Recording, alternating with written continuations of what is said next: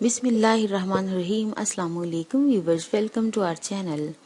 Viewers, अगर आपने अभी तक हमारा चैनल सब्सक्राइब नहीं किया तो अभी कर लें ताकि हमारी हर वीडियो की अपडेट आप तक पहुंचती रहे।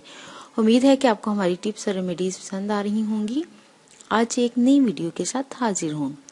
बहुत सारी खवातीन चेहरे पर झुर्रियाँ पड़ जाने की वजह से बहुत परेशान होती हैं और इन्हें ख़त्म करने के लिए तरह तरह की क्रीम्स और मेडिकल ट्रीटमेंट्स करवाती हैं, जिनमें मौजूद केमिकल्स अक्सर औकात मसाइल को हल करने की बजाय इन्हें मजीद बिगाड़ देते हैं और स्किन को बुरी तरह से डैमेज कर देती हैं। खुश्क, लटकती हुई और बेजान नजर आने वाली स्किन को खुसूसी तवज्जो और देखभाल की जरूरत होती है।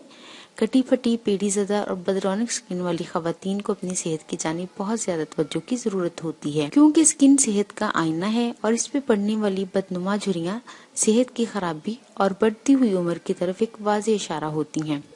आज हम आपके लिए एक जबरदस्त घरेलू टोटका लेकर आए हैं, जिसके इस्तेमाल से आपके चेहरे और गर्दन पर से झुर्रियाँ खत्म हो जाएंगी और स्किन जवां और खूबसूरत हो जाएगी।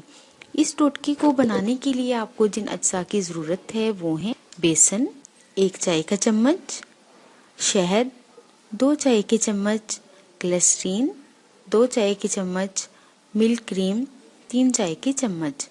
तरकीब और तरीका इस्तेमाल ये है।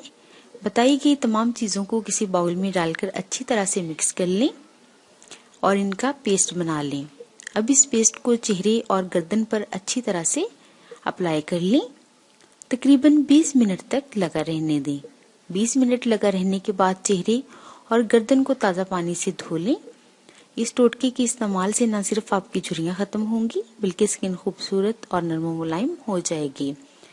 वक्त से पहले पड़ने वाली झुर्रियाँ आपकी स्किन पर बहुत ही बुरी लगती हैं, जो कि बढ़ती हुई उम्र की तरफ एक वाज़ेह इशारे होती हैं। इसलिए कोशिश करें कि अपनी स्किन का ज्यादा से ज्यादा ख्याल रखें।